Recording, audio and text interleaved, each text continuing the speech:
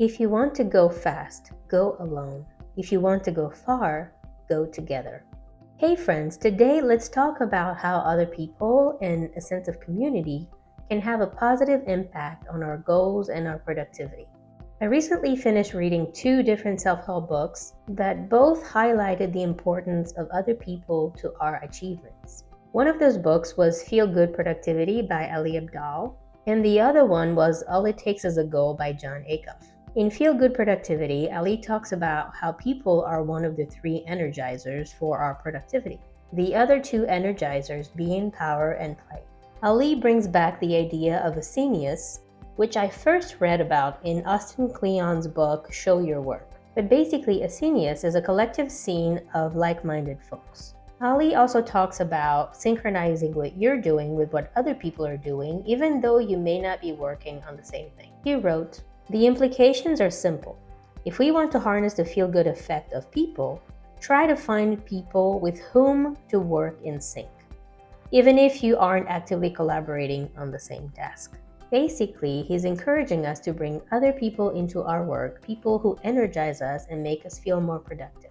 He recommends doing so by seeing others as comrades, not competitors, synchronizing our work with other people's work, asking for help without a quid pro quo, and performing random acts of kindness. On the other hand, John, in All It Takes Is a Goal, talks about the 4 different types of fuel that keep us working on long-term goals. One of those 4 types of fuel is community. The other 3 are impact, craft, and stories. The basic idea behind the community fuel is that our relationships are one of the key motivators that keep us going. John writes, "Community will call you back to the potential zone when comfort and chaos try to distract you." To make the most of this community fuel, John recommends intentionally maintaining relationships with 5 different groups of people: family, clients, peers, coaches, and inner circle. Reading this got me thinking that I might be missing out on a pretty good source of motivation and productivity. As I sat with this information and processed it for a while, I came up with 3 key takeaways that I'd like to share with you. The idea of involving other people so that we can be more productive immediately made me think of the body doubling technique, which is an effective productivity strategy for people with ADHD.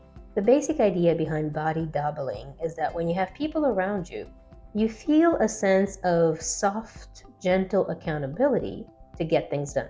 And I think this works even with people without ADHD. So there definitely is some merit to the idea that other people's presence can make us more active and more productive. The second takeaway was about introverts versus extroverts. For the extroverts out there, I suspect that you already knew that other people gave you energy, and hopefully you've been making the most of it. But for introverts like me, staying in our own little bubble feels more natural. So we would need to understand the benefit of being around other people and be intentional about putting ourselves out there. Otherwise, we might be missing out on a really good source of motivation. The third idea is around technology. Technology has made it really hard for us to create relationships by default. Now, I'm not here to demonize technology. I love technology. It has done wonders for us. But it has definitely changed the social landscape. And now we have to be intentional about spending time around others. The good news is that connecting with others over technology seems to be just as good as connecting with them in person. At least I haven't found anything to the contrary. In fact, there are whole business models that are being created around connecting people who are looking for this kind of collective, creative energy. Like-minded people get together over Zoom and work on their own individual projects. As a happy introvert, I really enjoy my solitude and I go out of my way to spend as much time alone as possible.